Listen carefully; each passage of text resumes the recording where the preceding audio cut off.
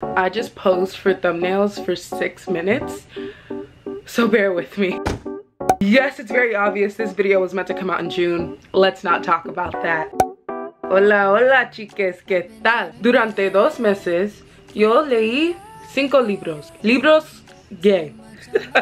Throughout the past 2 months and just all of summer, I read these 5 books. Now you must be like, why did 5 books take you 2 months? In total, I've read like 19 books so far this summer.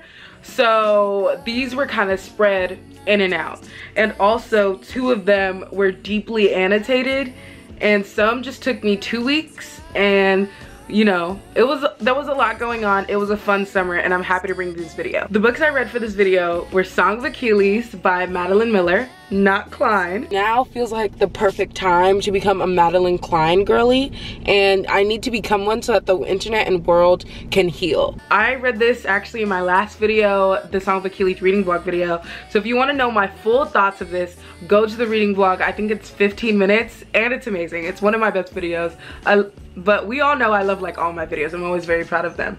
But this book, it took me, it got me, and I'm gonna be revealing the rating because I left you guys on a cliffhanger in the last video. I'm telling you, it's a very funny vlog. Funny. This was the 4th book I read for this video.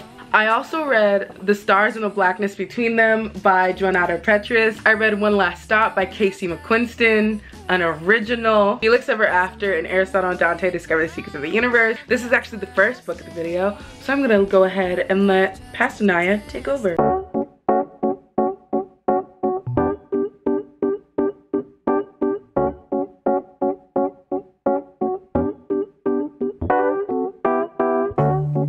I've been out of my head, can't get out of. Hi guys, this is the first clip for Felix Ever After. I'm 16% into Felix Ever After. I'm reading it through audio. However, I wanted to update at 20%, but we're gonna basically say I'm 20% in. Just for the sake that I have my makeup on right now, and I'm taking it off soon. So let's get this clip done. So far, I don't know what I expected from this book. I knew it was trans boy main character, but I didn't think I knew like the premise, besides the fact that the LGBTs were standing strong in this book. However, I don't know whether or not I like Felix. Like, of course I like Felix, but he's giving very angry, giving very vicious. And of course, gay people are vicious, gay people are, but like, is he meant to be unlikable? I feel as though 20% and you can tell whether or not do you want to DNF it. And I actually think I'm gonna stick through, and I think I might have more concise thoughts towards the end, because I feel like it's really dipping your toes in. You're just learning Felix.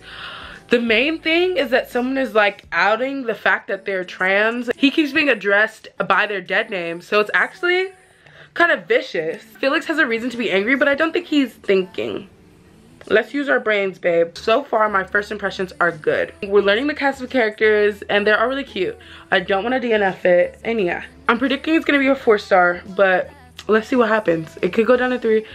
I don't think it will go up to 5, but who knows? Hello, guys. I'm going to end off my thoughts on Felix Ever After. It was amazing. Felix Ever After is about this trans boy at a really prestigious art summer program. He really wants to get into Brown University, but he's in competition with all these other applicants that are equally as talented, and he cannot seem to do his own portfolio, for God's sakes. And people always say, oh, he's so great, but he has no idea what to do. And throughout the novel, he deals with transphobia, because very quickly in the novel, a gallery of him and his dead name and what he looked like before he transitioned gets blasted in the gallery section of the school, and he has to take it down before people seen it, but obviously people have seen it. It circles, and so now his mini mission is to find out who does it and equally bring them down, which is why in the first clip I was like, gay people are vicious. That's okay, because it was deserved. I've always been one for a revenge plot. People get what's coming to them, but I'm on a new path now. However, Felix was not on that path. So at that point, I was like, gay people are vicious, y'all. Felix was so serious. He was like, I'm getting whoever made that gallery of me, and it's a done deal. And I had to stand beside him. And one thing I love that's really important in the messaging of Felix Ever After is the fact that Felix knows he's trans, but that's not the end of his story. That's not the one label that defines him forever. And he's dealing with, at the same time, a mother who has kind of abandoned him and a really struggling, supportive father. And I love how his struggle with that is so valid. And I really love the conversations about this book. I love the book and everyone should pick it up if you haven't already. It's very popular. Next book, we'll figure it out.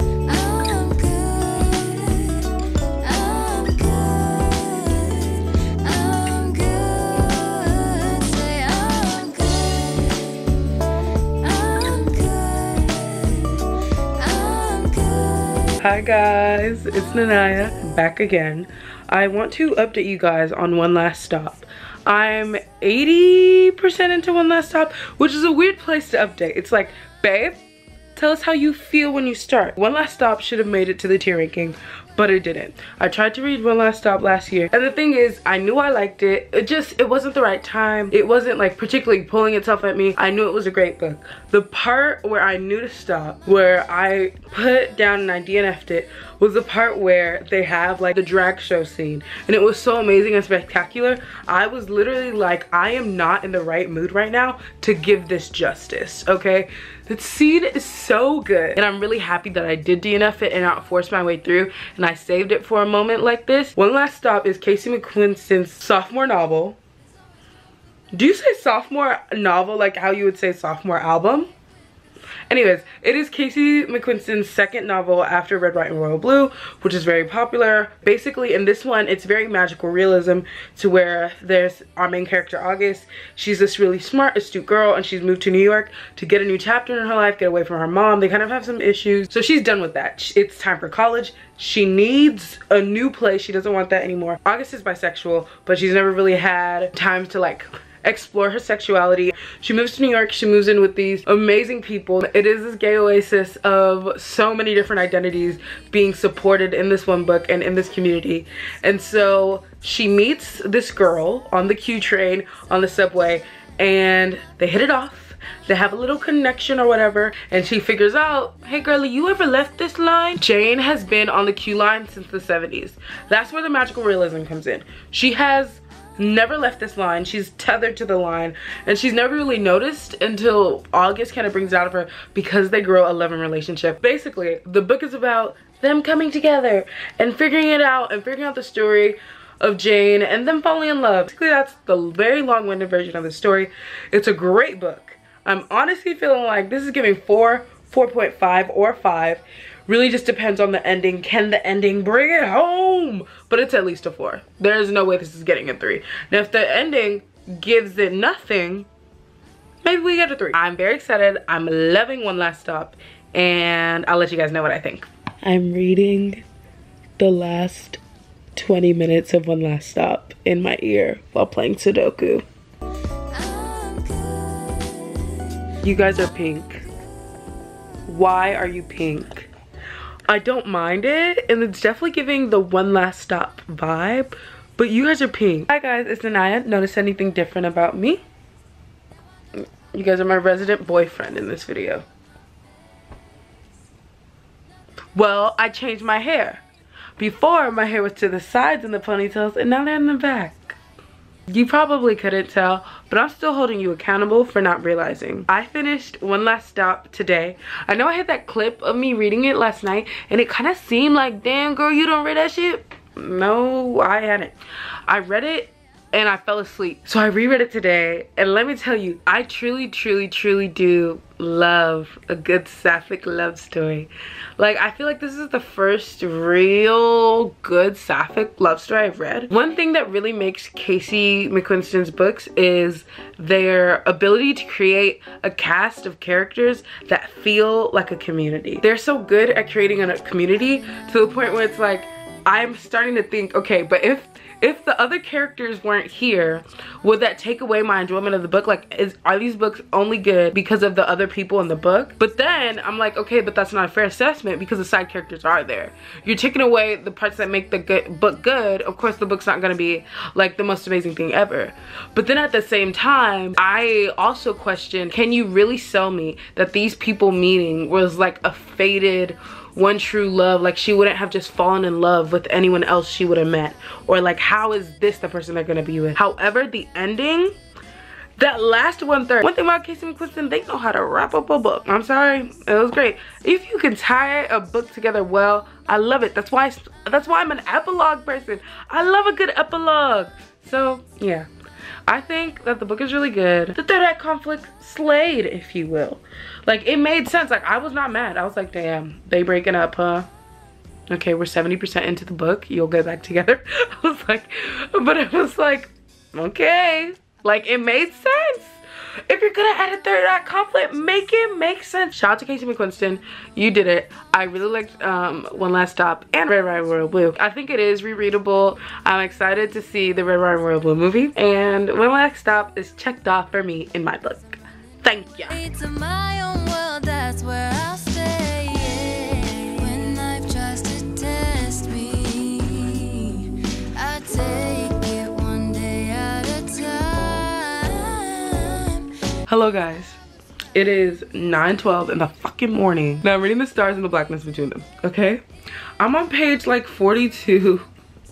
I can't, like, the things I'm about to say, I swear is real. I'm on page 44. The thing about this author is she is so funny and unserious. I just need to tell y'all something that she keeps doing that I just cannot slide. Yeah, I think it's just so hilarious, but like so real. Like, authors, okay, you know when you're describing a character, I don't know if you're writing, but you know when authors are describing a character like, oh yeah, I like Terrell, he had freckles that made up the constellations of the fucking stars. Like, that's how they do, you know, like that's how authors will describe someone in their book. This is how our author describes Terrell. Terrell is a cutie. I agreed and thought to myself that he got cute qualities. He got a sweet smile and his butt sits high, which my mama said was why she could see why I liked him. It wasn't why, but his butt makes it so that he walks with a little bob to his step, which I guess is cute. And then she just keeps going. No other description other than we need to know that his butt sits high, so he walks a little, he just walked a little zesty or something. What? What? I just said, what? I was literally like, huh? And then I was gonna let it slide. I wasn't gonna come update. But we go down further on the page. The girl that she's talking to in the scene, she's like, when she comes over, I'm like, I like to get ready. But with Terrell, he likes my mustiness for some reason. He doesn't like when I'm put together. And I'm like, when she says he likes my mustiness, I'm assuming, oh, he doesn't like when she's put together. Like, he like her to just be normal, laid back or whatever. But no, she then describes him after they played basketball and they're laying in her bed, he will literally take the biggest whiff of her armpit. This is on this page and I am not making this up. I am fighting for my life right now. It's on page 44 of this book. I love black books like these. Some people are into that and I have to respect you. But this book is so unserious. It's so unserious. I do like it. And these are the types of books I give 5 out of 5. I love black books like these. Like, I feel like I've read another author that's done shit like this. Instead of like describing the characters, describing the weirdest shit about them that you wouldn't typically hear when describing characters, I really like that. And now that I've prefaced it with how the writing is sometimes, another thing I really liked is I'm forgetting the creator's name, but I saw a TikTok video of her talking about the difference between when POC writers write to a white audience versus when they write to their own community. And this is such a good example of writing to your own community, which I think is why just the fact that she's not over explaining like Trinidadian culture or the different things between the people. Or one thing I really, really love is she will just mention names of people like, oh, I'm going to blah blah's house. Those names will reoccur, but she will never explain what they are to the person until like a long time over. Because you know, sometimes authors will be like, I'm going over to Chris's. Chris is my sister, the girl that's had our writer die. And then she'll give a little story about how they became so close. She will not do that to you. She will just drop a name and be like, Yeah, they're important to this character's life. And let's hope you get why and the type of relationship they have as you read. But it's not like the character's over explaining her life. So, because sometimes it feels like even when you're reading contemporary, you're world building with the people around you, you know, because contemporary is really made up by the people around them, and you know, love people. Contemporary is my favorite genre. One thing I'm also realizing is that this whole vlog is magical realism, and I have to support that because yeah, epic gay romances should always include magical realism. Let's just have a little reading section. 'Cause I was crying yesterday, but look at me today. It has been so long since I just finished the chapter I'm on. That's my little update on this book. Love you guys. I'll talk to you guys when I have more updates or when I'm done. Hola, ¿qué tal, guys? How are you? I'm here to give you my final thoughts on the stars and the blackness between them.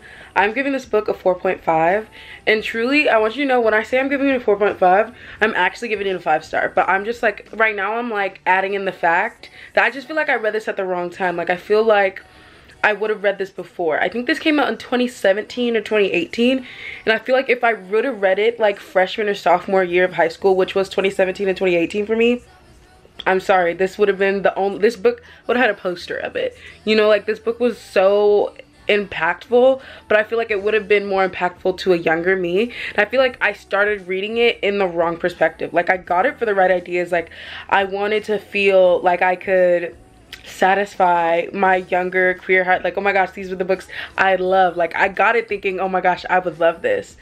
But the disconnect was there because the whole time while I was reading it, I kept thinking, oh my gosh, if only I was younger. So one, this just makes me feel like, yes, this book is a 5 out of 5, but I'm not the audience anymore. But that made me really sad. This book is a 7 on the epic scale. Like I want you to think like the ending of this is so, yeah, this book 8. I truly do love it, and I hope a lot of people pick it up. Please, this is a very good queer sapphic romance, satisfying everything we need. I love it. 10 out of 10. Shout out. yesterday, but look at me now, 'cause I'm good. I'm good. I'm good. Hi, my people. It's weird that this is the clip for Song of Achilles, but in the video before, you guys saw, I read Song of Achilles. It's the same day. I've been taking the whole day to recuperate, to ignore my feelings, to recover. I've been going through the TikTok hashtag. I'm starting to feel better knowing that there's a community of people mourning with me. I don't think I will ever not over empathize. Like me and my therapist, we're gonna talk about this every time, but it's really hard for me throughout my whole day reading this and not being able to recover. But I just want to say I have a new TBR. I need to read 1,000 Chips, and I need to read The Silence of the Girls, which are, I think The Silence of the Girls is Bryce's point of view, which I'm so happy. I was looking for that when I was thinking of reading it. I need to read Bryce's point of view. I love her so much. It's literally in my annotations. And I would love to read the stories of the women who were slaves in this war. I'm just gonna say right now, it's a 5 out of 5. I specifically left you guys on a cliffhanger for the last video, but it's a 5 out of 5. That was the first book I think I cried to this year. So amazing. Last day of Pride Month, I finished this. The only thing we have left to read for this video is this, and then we'll be done and I'll be able to wrap this up. But yeah, I love you guys so much. Talk to you later.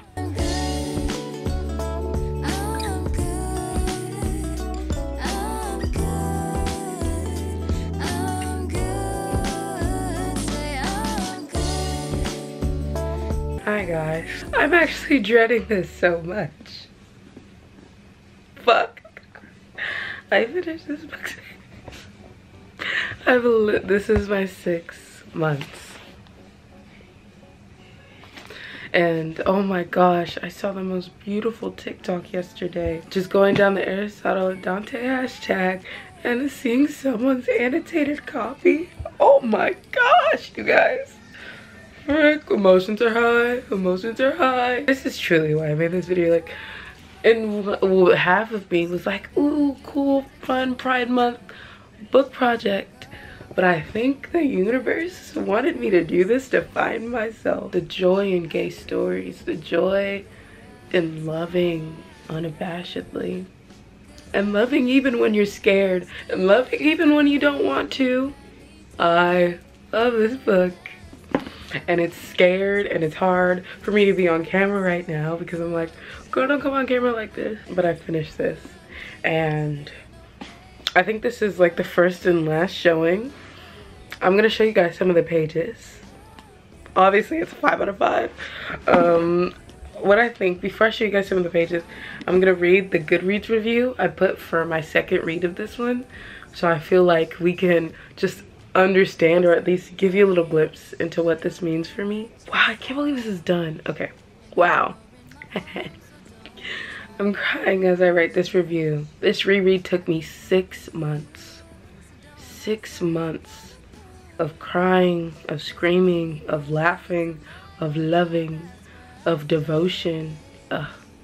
This book, wow, this book. Where would my life be without this book? What trajectory would I be on? I feel so seen in this book.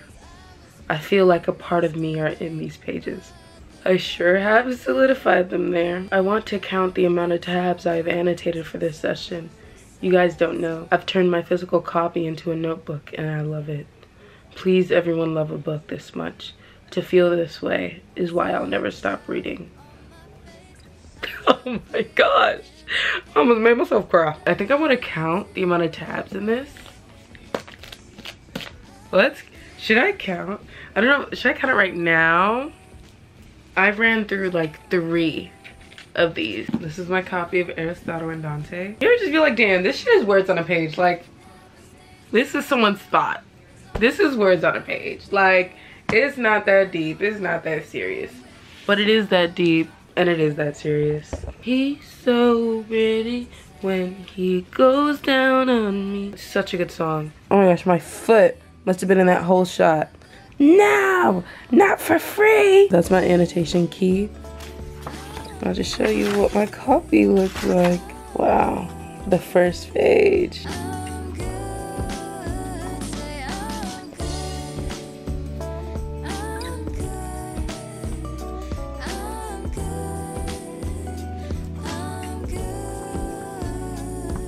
I wasn't thinking of how it looks after, I just had to write. Anyways, that's how my copy looks. I'm not showing anymore. Truly, that's a boundary. I wanted to end the video here. This is the end. I've successfully read 5 epic gay books. Aristotle Dante is a 5 on the epic scale, 5 on the gay scale, 5 out of 5, a whole trifecta. I love you guys so much. Dale like, subscribe, and I'll see you guys next time. How are you guys? How do you feel? Did you cry at any of these books like I did? Let me know all the thoughts. Let me know if you got recommendations. Just to close off, Felix Ever After right here. I gave this baby 4.5 stars. Love this book to die for, and I recommend it to everyone. The next book I read, One Last Stop, this was actually 4 stars. I do think this novel is great. I think it's important, and I think the queer oasis and just that drag scene that made me put the book down because I felt like I wasn't in the right mind to appreciate it. Like, the book is beautiful, the book is amazing, but 4 stars. The stars and the blackness between them, it's a 5-star book. Please read this. This isn't as popular as the rest. Take your time out and read this. It's so beautiful, it's so well done. The Song of Achilles, I babbled on about it enough. There's a reading vlog, I gave it a clip. It's cute, it's fun, it's everything. I'm truly excited to read more Madeline Miller and more Greek mythology. So yeah, shout out. 5 out of 5. I talk about this so much, and I'm not going to talk about it here because I gave it like 2 minutes of talk in my mid-year freakout tag. I love you so much, and this is more than words. But yeah, that makes it. That's it. That's the final ranking. That's the final wrap-up of all these beautiful books and all these beautiful queer stories. All of these were 5 out of 5 on the epic scale. These 2 were magical realism, and they were the only sapphic books. So sapphic people are just like star-crossed lovers, like literally. I'm so happy that we got to talk about these beautiful books together. Let me bring up One Last Stop. She deserves it too. Adios, chicos. Besitos. I like to fight a little dirty, baby. When was the last time you left? No, oh my god, does Jane stink? If I opened up and gave, then would you hurt me, baby? Please, I hope everybody loves the book as much as I love that book. And I hope everybody finds one that you can absolutely destroy. Goodbye, you guys. Have a good day. I love you. Or night. Or wherever you are. Ciao. Ciao, mama. Like, you have to have seen the TikTok.